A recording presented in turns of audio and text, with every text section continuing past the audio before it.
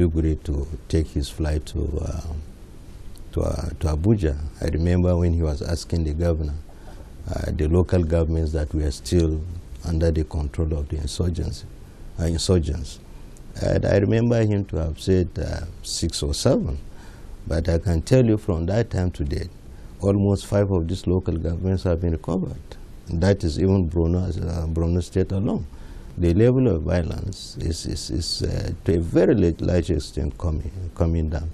And this gives credence to the earlier decision to postpone this election so that we can have these other areas recovered and so that they can exercise their civic duties in their respective areas of abode.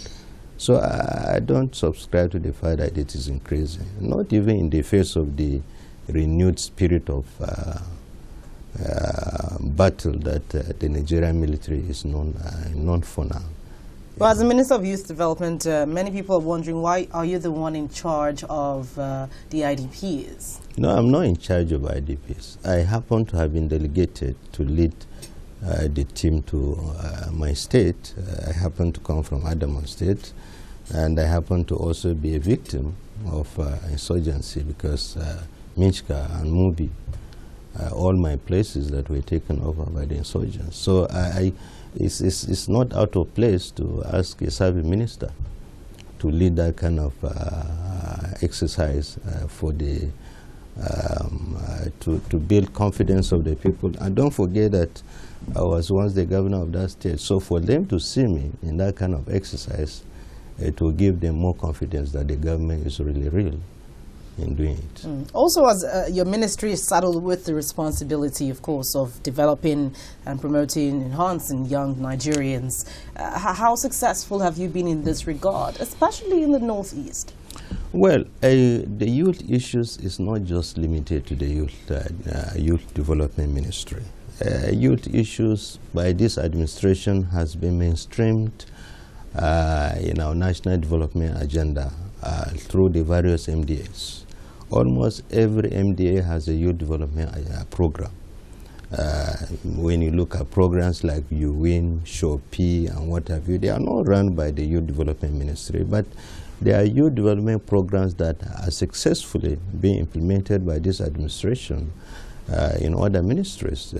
You also have programs like Youth in Agriculture, effectively implemented by the Ministry of Agriculture. So it is not just, we are more of a coordinating ministry of youth development programs. But youth development issues is not restricted to our ministry, to the Ministry of Youth Development. We are just more of coordinating ministry for these youth development programs and set out a policy framework for this, for youth development programs across the country, for other parts of for other governments to take a cue. Specifically in the Northeast? Well, in the Northeast, as I've told you, we have not only, as I've said, it's not just Ministry of Youth Development. I told you of the presidential initiative for the Northeast. And inside this program, there are youth development issues. And there is a program that is for short-term, mid-term, and long-term development of the Northeast, focusing on youth development, youth restiveness, and what have you. So you're satisfied with the efforts you have made so far? Absolutely. Things have been done. And as I've said, it's not about this ministry. It's about the government mainstreaming youth issues across the various MDAs, across the various departments and agencies and programs. And all, if you aggregate them, put together, I can tell you that this government has spent more in the youth sector than any other sector.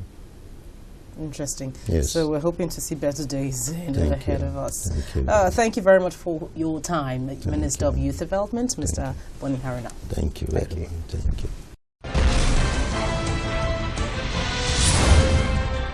Well, thank you very much, as always, for your comments. I will take a few right away. Well, I have this one from Mercy Abdullahi, and it says, I disagree with the Professor Oshita on deployment of soldiers. It has always been the police and the paramilitary that work during the election period.